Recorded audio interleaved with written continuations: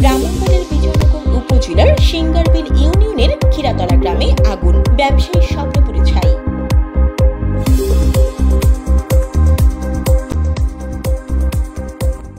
শাহনাজ শাহ এর পাঠানো তথ্যচিত্রে বিস্তারিত।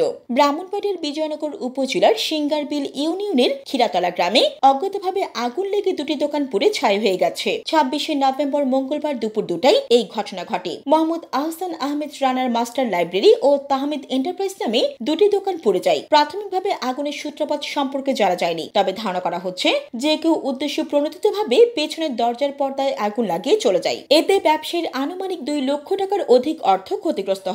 স্থানীয় জানান, বিষয়টি অত্যন্ত দুঃখজনক। এখানে বিদ্যুৎ থেকে আগুন লাগেনি, নিশ্চয়ই কেউ উদ্দেশ্য প্রণোদিতভাবে পেছনের দরজায় ঝুলানো পর্দার মাঝে আগুন দিয়ে পালিয়ে যায়। আগুন আর বিদ্যুতের সাথে কানেকশন নেই। সরেজমিনে এসে সবাই দেখে এটা ধারণা করেছে হয়তো যে কেউ এই ন্যাক্কারজনক ঘটনা ঘটিয়েছে। আগুনের দোকান পোড়ার বিষয়টি সুন্দর ও সুষ্ঠু একটি তদন্ত সাপেক্ষে বিষয়টি খতিয়ে দেখার জন্য পুলিশ প্রশাসনের সুদৃষ্টি কামনা করেন স্থানীয় দোকান মালিকরা।